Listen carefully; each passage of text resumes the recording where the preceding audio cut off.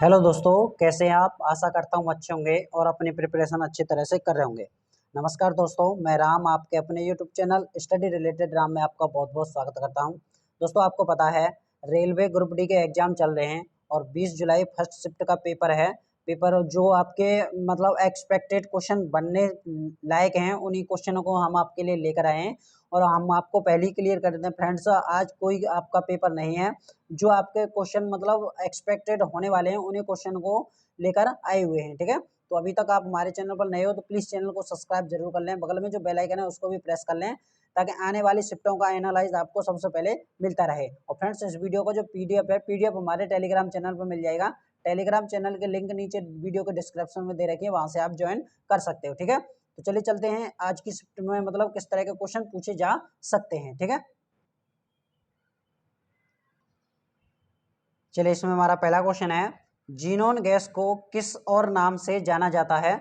तो इसको अजनबी गैस कहते हैं। ठीक है, चलिए अगले क्वेश्चन की तरफ बढ़ते हैं। अगला क्वेश्चन है, सोडियम को किस में रखा जाता है। तो सोडियम को मिट्टी के तेल में रखा जाता है। अगर ये ऑक्सीजन के साथ में रखा जाएगा तो ये ऑक्सीजन के साथ अभिक्रिया करके ये जल जाएगा। ठीक है, चलिए अगले क्वेश्चन की तरफ चलते हैं। और फ्रेंड्स, हम आपको ये भी बता दें, जो ये सोडियम है, सोडियम को चाकू से आसानी से काटा जा सकता है। सोडियम और पोटेशियम दोनों को आसानी से चाकू से काटा जा सकता है। ठीक है, चलिए अगले क्वेश्चन की तरफ बढ़ते हैं। अगला क्वेश्चन हमारा इसमें कि कौन सी धातु प्रकृति में मुक्त रूप से नहीं पाई जाती है। तो इसका जो राइट आंसर हो जाएगा वो हो जाएगा आपका सोडियम। सोडियम मुक्त रूप से ये प्रकृति में नहीं पाई जाती है। ठीक है, चलिए अगले क्वेश्चन की तरफ बढ़ते हैं। अगला क्वेश्चन है हमारा कि दूध के अम्लीयकरण रोकने के लिए किसका प्रयोग किया जाता है। तो वो किया जाता है आपका बेकिंग सोडा का। किसका किया जाता है? बेकिंग सोडा का प्रयोग किया जाता है। चलिए अगले क्वेश्चन की तरफ चलते हैं। अगला क्वेश्चन है हमारा कि रामकृष्ण मिशन के संस्थापक कौन है।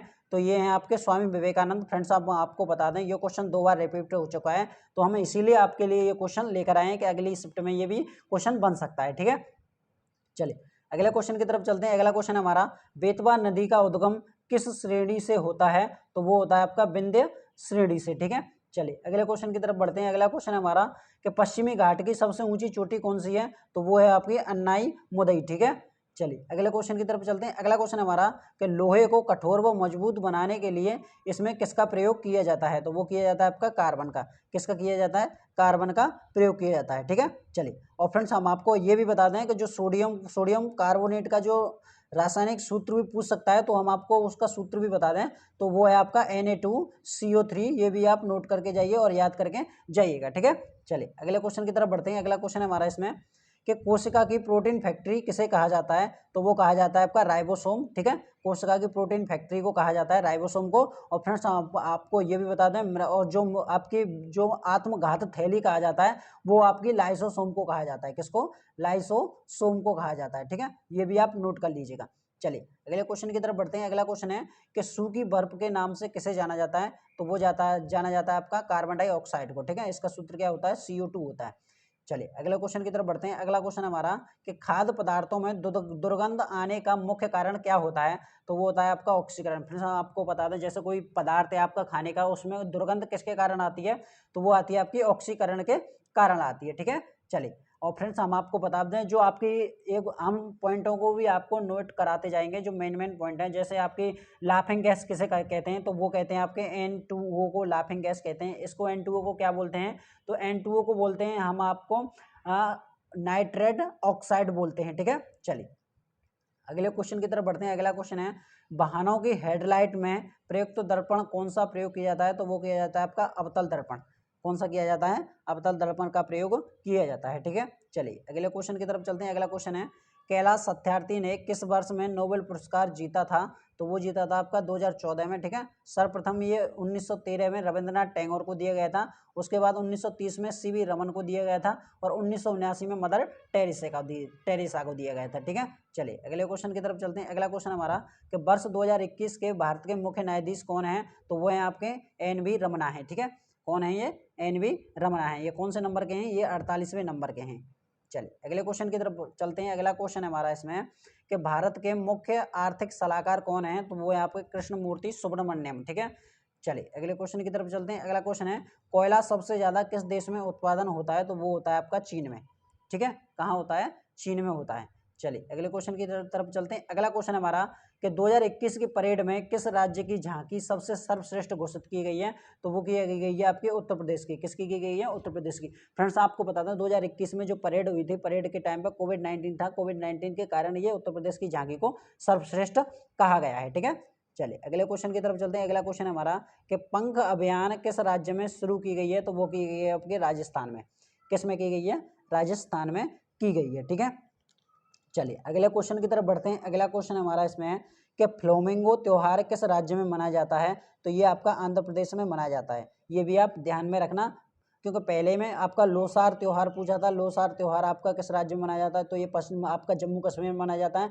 तो इसको भी आप नोट कर लीजिएगा कि फ्लेमिंगो त्योहार किस राज्य में मनाया जाता है, तो ये आंध्र प्रदेश में मनाया जाता है। और फिर से हम आपको बताते हैं जो कालबेरिया जो नृत्य है किस राज्य में मनाया जाता है, तो वो आपका सपेरों द्वारा ये कालबेरिया नृत्य मनाया जाता है। ठीक है, चलिए अगले क्वेश्चन की तरफ चलते हैं। अगला क्वेश्चन है वर्ष 2019 से 2024-25 के लिए national infrastructure pipeline task force का मुख्य प्रमुख कौन है, तो वो है आपका अतुल चक्रवर्ती। ठीक है, मोस्ट इंपोर्टेंट क्वेश्चन है, ये भी आप नोट कर लीजिएगा। ठीक है, चलिए अगले क्वेश्चन की तरफ चलते हैं। अगला क्वेश्चन हमारा कि ऑपरेशन वंदे भारतम किस मंत्रालय ने शुरू की, तो ये की थी आपके विदेश मंत्रालय ने। ठीक है, ये मोस्ट इंपोर्टेंट क्वेश्चन है। ठीक है, जो आपके विदेश में जो व्यक्ति फंसे हुए थे उनको लाने के लिए ये विदेश मंत्रालय ने शुरू किया गया था। ठीक है, चलिए अगले क्वेश्चन की तरफ चलते हैं। अगला क्वेश्चन है हमारा कि मीनाक्षी मंदिर कहाँ पर स्थित है, तो ये आपकी मदुरै मतलब तमिलनाडु में स्थित है। आपको ये क्वेश्चन और बता दें जगन्नाथपुरी ये कहाँ पर है, तो ये पुरी में स्थित है। ठीक है, ये भी आप नोट कर लीजिएगा। अजंता की गुफाएं ये कहाँ पर है, ये महाराष्ट्र में स्थित है, ये भी आप नोट कर लीजिएगा। ठीक है, और सूर्य को जो आपका कोणार्क सूर्य मंदिर है ये कहाँ पर है आपका, ये भी आपका उड़ीसा में स्थित है, ये भी आप नोट कर लीजिएगा। ठीक है, चलिए अगले क्वेश्चन की तरफ चलते हैं। अगला क्वेश्चन है पाकिस्तान के नए प्रधानमंत्री कौन बने हैं, तो वो बने हैं आपके शाहबाज शरीफ बने हैं। कौन बने हैं? शाहबाज शरीफ हैं। ठीक है, चलिए अगले क्वेश्चन की बात करते हैं। अगला क्वेश्चन है आपका लोक सेवा आयोग की परीक्षाओं में ट्रांसजेंडर को शामिल करने वाला पहला राज्य कौन सा है, तो वो है आपका असम है। ठीक है, यूपीएससी। ठीक है, यूपीएससी में सर्वप्रथम ट्रांसजेंडर को शामिल करने वाला कौन सा राज्य है, तो वो है आपका असम है। ठीक है, असम की राजधानी क्या है? दिसपुर है। चलिए अगले क्वेश्चन की तरफ चलते हैं। अगला क्वेश्चन हमारा कि बेटी बचाओ बेटी पढ़ाओ योजना के एम्बेसडर कौन बने हैं, तो वो बनी है आपकी अवनी लकीरा हैं। ठीक है, कौन बनी है? अवनी लकीरा हैं। चलिए अगले क्वेश्चन की तरफ चलते हैं। अगला क्वेश्चन है 2011 जनगणना के अनुसार न्यूनतम घनत्व वाला केंद्र शासित प्रदेश कौन सा है? अंडमान निकोबार है। और सर्वाधिक जनसंख्या वाला घनत्व वाला केंद्र शासित प्रदेश आपका दिल्ली है। ठीक है, ये भी आप नोट कर लीजिएगा। चलिए अगले क्वेश्चन की तरफ बढ़ते हैं। अगला क्वेश्चन है अनुच्छेद 76 किससे संबंधित है, तो अनुच्छेद 76 आपका महान्यायवादी से संबंधित है। ठीक है, चलिए इसमें कुछ पॉइंट हैं, उन पॉइंटों को आप भी ध्यान में रखना।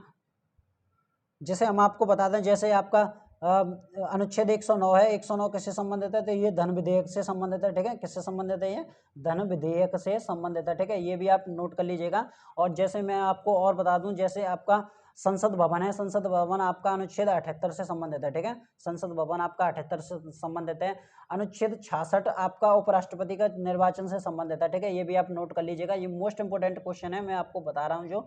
ठीक है, चलिए अगला आपका अनुच्छेद है अनुच्छेद 69 है। अनुच्छेद किससे संबंधित है? 69 तो उपराष्ट्रपति को जो शपथ दिलाने का कार्य राष्ट्रपति करता है उससे संबंधित है। ठीक है, अनुच्छेद 67 है आपका, अनुच्छेद 67 ये किससे संबंधित है? अनुच्छेद 67 आपका महाभियोग के लिए राष्ट्रपति का जो कार्यकाल 5 वर्ष का होता है उससे संबंधित है। ठीक है, चलिए अगले क्वेश्चन की तरफ चलते हैं। अगला क्वेश्चन हमारा इसमें है कि राज्य के नीति निर्देशक तत्व किस देश से लिए गए हैं, तो वे आपके आयरलैंड से लिए गए हैं। ठीक है, चलिए आपको फिर से हम आपको बता दें, आपका जो 243B है आपका, ये किससे संबंधित है, तो ये आपका पंचायत से संबंधित है। ये क्वेश्चन आपका पूछ लिया गया है। ठीक है, तो आगे वाला में कौन सा पूछ सकता है, तो वो पूछ सकता है आपका 243A है।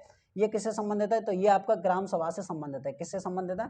ग्राम सभा से संबंधित है। ये भी आप नोट कर लीजिएगा। ठीक है, चलिए आपका ये क्वेश्चन और बता दें, आपका 324 अनुच्छेद 324 है, ये किससे संबंधित है? आपका ये निर्वाचन आयोग से संबंधित है। ठीक है, किससे संबंधित है? निर्वाचन आयोग से संबंधित है। चलिए अगले की बात करें तो अनुच्छेद 148 है, मोस्ट इंपोर्टेंट है। अनुच्छेद 148 ये है आपका भारत के नियंत्रण और महालेखा परीक्षक से संबंधित है। चलिए अगले क्वेश्चन की तरफ चलते हैं। अगला क्वेश्चन है हमारा कि अंतर्राष्ट्रीय साक्षरता दिवस कब मनाया जाता है, तो आपका ये आपका 8 सितंबर को मनाया जाता है। कब मनाया जाता है? आपका ये 8 सितंबर को मनाया जाता है। ठीक है, चलिए अगले क्वेश्चन की बात करते हैं। अगला क्वेश्चन हमारा कि संयुक्त राष्ट्र विकास कार्यक्रम यूनेस्को का मुख्यालय कहाँ पर स्थित है, तो ये आपका न्यूयॉर्क में स्थित है। कहाँ पर स्थित है? ये न्यूयॉर्क में स्थित है। ठीक है, चलिए अगले क्वेश्चन की तरफ चलते हैं। अगला क्वेश्चन हमारा इसमें, जैसे इसमें औरों की बात कर लें, जैसे WTO का मुख्यालय, ये WTO का मुख्यालय आपका जेनेवा में स्थित है। ठीक है, कहाँ पर है? जेनेवा में स्थित है। WTO की जो स्थापना हुई थी वो 1995 में हुई थी, ये भी आप नोट कर लीजिएगा।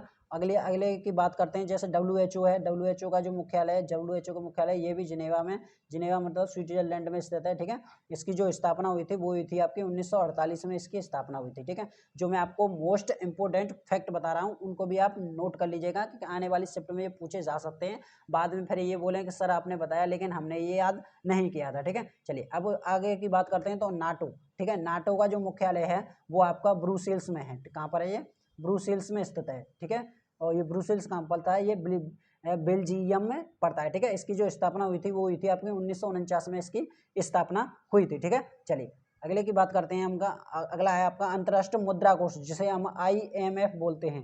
ठीक है, IMF जिसका मुख्यालय आपका वॉशिंगटन DC में है। कहाँ पर है ये? वॉशिंगटन DC में। ठीक है, ये भी आप नोट कर लीजिएगा। वॉशिंगटन DC में इसकी जो स्थापना हुई थी वो हुई थी आपकी 1945 में इसकी स्थापना हुई थी। ठीक है, चलिए अगले की बात करते हैं। यूनेस्को, मोस्ट इंपोर्टेंट, यूनेस्को का जो मुख्यालय है आपका पेरिस में स्थित है।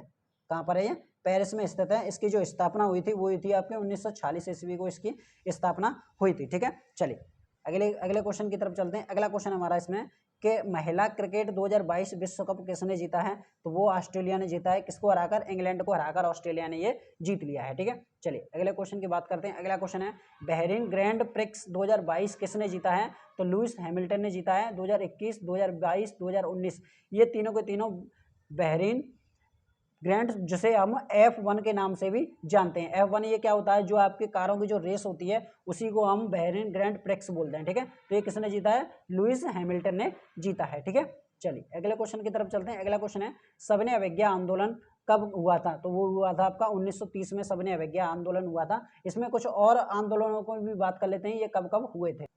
जैसे हम बात करें आपका दिल्ली में बम कब फेंका गया था, तो वो फेंका गया था 1912 में दिल्ली में बम फेंका गया था। ठीक है, चौरी चौरा कांड आपका 1922 में हुआ था। ठीक है, कब हुआ था ये चौरी चौरा कांड? 1922 में हुआ था। और स्वराज पार्टी की जो स्थापना हुई थी वो हुई थी आपकी 1923 ईस्वी में स्वराज पार्टी की स्थापना हुई थी। ठीक है, ये भी जो मैं आपको फैक्ट बताता जा रहा हूँ उनको आप नोट करते जाना। कैबिनेट मिशन कब आया था? तो 1946 में कैबिनेट भारत मिशन आया था। ठीक है, चलिए मुस्लिम लीग की स्थापना हुई थी। मुस्लिम लीग की स्थापना 1906 ईस्वी में हुई थी, ये भी आप नोट कर लीजिएगा। नमक सत्याग्रह आपका 1930 में हुआ था। ठीक है, नमक सत्याग्रह कब हुआ था? 1930 में हुआ था। बंगाल कांग्रेस का जो विभाजन हुआ था वो 1907 में हुआ था। और ये कहाँ पर हुआ था? ये हुआ था आपका सूरत में हुआ था। कहाँ पर हुआ था? ये सूरत में हुआ था। ठीक है, चलिए पूना पैक्ट समझौता आपका 1932 में हुआ था। कब हुआ था? ये 1932 में पूना पैक्ट समझौता हुआ था। ठीक है, असहयोग आंदोलन की बात कर लेते हैं। जैसे आपका असहयोग आंदोलन हो गया, खिलाफत आंदोलन हो गया, रॉयल एक्ट हो गया, जलियांवाला हत्याकांड हो गया, ये सारे के सारे आपको 1919 में हुए थे। कब हुए थे? ये 1919 में हुए थे। जलियांवाला हत्याकांड की बात करें तो ये पंजाब में हुआ था, पंजाब के अमृतसर में हुआ था। ठीक है, इसकी जो जो गोली मारने की जो अनुमति दी थी वो आपके लॉर्ड जनरल डायर ने दी थी। ठीक है, चलिए काकोरी घटना जो हुई थी वो आपके 1925 में हुई थी। कब हुई थी? 1925 में हुई थी। होम रूल की जो स्थापना हुई थी वो हुई थी आपके 1916 ईस्वी में। ठीक है, होम रूल की स्थापना 1916 ईस्वी में हुई थी। चलिए अब हम युद्धों की बात करें। जैसे युद्ध हुए थे आपका 1576 ईस्वी में एक युद्ध हुआ था जो हल्दी घाटी के नाम से प्रसिद्ध है। अकबर और राणा सांगा के बीच में हुआ था। ठीक है, 1576 में। ठीक है, 1556 की बात करें तो पानीपत का द्वितीय युद्ध हुआ था। 1556 में पानीपत का द्वितीय युद्ध हुआ था। ये किस किस के बीच हुआ था? ये अकबर और हेमू के बीच में हुआ था। पानीपत तृतीय युद्ध की बात करें तो 1761 में हुआ था। ये पानीपत का तृतीय युद्ध ये हुआ था आपका मराठा और अहमद शाह अब्दाली के बीच में हुआ था। ठीक है, 1757 की बात करें, ये तो सभी को याद होगी। 1757 जो प्लासी का युद्ध हुआ था, जो अंग्रेजों और सिराजुद्दौला के बीच में हुआ था। ठीक है, चलिए अगले युद्ध की बात करें। 1764 का युद्ध है, ये किसका है? ये बक्सर का युद्ध है, ये अंग्रेजों और सिराजुद्दौला के बीच में हुआ था। ठीक है, चलिए अगले क्वेश्चन की बात करते हैं। अगला क्वेश्चन है हमारा बायोगैस में सर्वाधिक गैस कौन सी होती है? तो वो होती है आपकी मीथेन गैस होती है। ठीक है, चलिए अगले क्वेश्चन की तरफ चलते हैं। अगला क्वेश्चन हमारा अम्लीय वर्षा का पीएच मान कितना होता है? तो लगभग 5 से 5.6 ये अम्लीय वर्षा होती है। ठीक है, चलिए अगले इसमें और देख लेते हैं कौन कौन सा होता है। तो इसमें और जैसे इसमें अब वर्षा का पीएच मान है, वर्षा का पीएच मान लगभग 7 के करीब होता है इसमें। ठीक है, चलिए अगले क्वेश्चन की तरफ चलते हैं। अगला क्वेश्चन हमारा इसमें कि एसीटोन का प्रयोग किसमें किया जाता है, तो नेल्स पॉलिश रिमूव करने के लिए किया जाता है। जैसे आपकी जो लेडीज होती हैं, लेडीज जो नाखूनों पर नेल्स पॉलिश लगाती हैं और उनको हटाने के लिए एसीटोन का प्रयोग किया जाता है। ठीक है, चलिए अगले क्वेश्चन की तरफ चलते हैं। अगला क्वेश्चन है हमारा कि गैल्वेनोमीटर का प्रयोग किसके लिए किया जाता है, तो विद्युत धारा की दिशा को ज्ञात करने के लिए गैल्वेनोमीटर का प्रयोग किया जाता है। चलिए अगले क्वेश्चन की तरफ चलते हैं। अगला क्वेश्चन है हमारा इसमें, प्याज काटने पर आंखों में आंसू किसके कारण आते हैं, क्योंकि प्याज काटने में सल्फर होती है इसलिए आंखों में आंसू आते हैं। जो प्याज के जो छिलके होते हैं और जो आपकी जो गैस निकलती है वो सल्फर की निकलती है, इस वजह से हमारी आंखों में आंसू आते हैं। ठीक है, चलिए अगले क्वेश्चन की तरफ चलते हैं। अगला क्वेश्चन हमारा कि शरीर में मास्टर ग्रंथि किसे कहा जाता है, तो पिट्यूटरी ग्रंथि को मास्टर ग्रंथि कहा जाता है। ठीक है, चलिए अगले क्वेश्चन की तरफ चलते हैं। अगला क्वेश्चन है, मेंडलीफ की आवर्त सारणी किस वर्ष प्रकाशित हुई थी, तो वो हुई थी आपकी 1872 में ये प्रकाशित हुई थी। ठीक है, तो फ्रेंड्स हम आपको और क्वेश्चन इसमें और बता दें, जैसे आपका अंतर्राष्ट्रीय का मुख्यालय कहाँ पर स्थित है, तो वो आपका द हेग में स्थित है। कहाँ पर स्थित है, ये द हेग में स्थित है। ठीक है, ये भी आप नोट कर लीजिए, किसमें, हेग में। अब ये हेग कहाँ पड़ता है, ये हेग आपका नीदरलैंड में पड़ता है। ठीक है, चलिए अगले की बात करते हैं। जैसे आपका अनुच्छेद 368 है, ठीक है, मोस्ट इम्पोर्टेंट बता रहे हैं हम आपके लिए, ये संसद द्वारा संविधान संशोधन किया जाता है। किस संशोधन द्वारा, अनुच्छेद 368 के द्वारा संविधान संशोधन किया जाता है। ठीक है, चलिए इसमें जो आपको अगले पॉइंट की बात कर रहे हैं, 1929 में लाहौर अधिवेशन की अध्यक्षता पंडित जवाहरलाल नेहरू ने की थी। ठीक है, चलिए अगले क्वेश्चन की बात करें। जैसे आपका आलू अनुसंधान संस्थान है, ये आपका शिमला में स्थित है।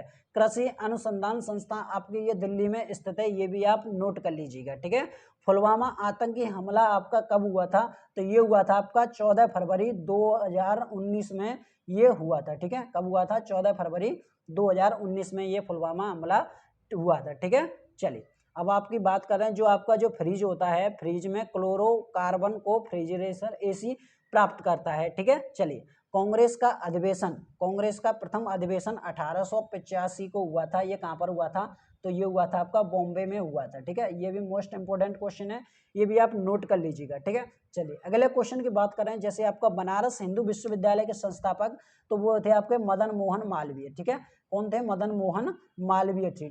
ठीक है, ये भी आप नोट कर लीजिएगा। जो इसकी जो स्थापना हुई थी वो हुई थी आपके 1915 में इसकी स्थापना हुई थी। ठीक है, चलिए अब अगले क्वेश्चन की बात करें। जैसा साइंस का, तारों का टिमटिमाना किसके कारण होता है, तो प्रकाश के वायुमंडलीय अपवर्तन के कारण तारे जो टिमटिमाते रहते हैं। ठीक है, चलिए 1857 की क्रांति के समय भारत के गवर्नर जनरल कौन थे, तो वो थे आपके लॉर्ड कैलिंग। ठीक है, कौन थे, लॉर्ड कैलिंग थे। चलिए जितने में मैंने आपको क्वेश्चन बताए हैं वो मोस्ट इंपोर्टेंट क्वेश्चन होने वाले हैं, आने वाली शिफ्ट में होने वाले हैं। ठीक है, अगले क्वेश्चन की जैसे बात कर रहे हैं, मौसम विज्ञान, मौसम विज्ञान दिवस, मौसम विज्ञान संस्थान है, ये आपकी नई दिल्ली में स्थित है। कहाँ पर, ये नई दिल्ली में स्थित है। तो फ्रेंड्स ये थे क्वेश्चन जो आपके आने वाली शिफ्ट में एक्सपेक्टेड होने वाले हैं, मोस्ट इंपोर्टेंट क्वेश्चन आपके लिए लेकर आए, और देख लेना इन्हीं क्वेश्चन से आपके 10 या 15 क्वेश्चन आपके उसमें छपने वाले हैं आने वाली शिफ्ट में। ठीक है, तो अभी तो वीडियो आपको कैसी लगी कमेंट बॉक्स में हमें जरूर बताना। ठीक है, अगर आपको वीडियो हमारी अच्छी लगी तो प्लीज़ चैनल को सब्सक्राइब जरूर कर लें, बगल में जो बेल आइकन है उसको भी प्रेस कर लें, ताकि आने वाली शिफ्टों का एनालाइज आपको सबसे पहले मिलता रहे। और फ्रेंड्स इस वीडियो का जो पीडीएफ है, पीडीएफ हमारे टेलीग्राम चैनल पर मिल जाएगा। टेलीग्राम चैनल की लिंक हमारे वीडियो के डिस्क्रिप्शन में नीचे दे रखी है, वहां से आप ज्वाइन कर सकते हो। मिलते हैं नेक्स्ट वीडियो में, तब तक के लिए जय हिंद, जय भारत।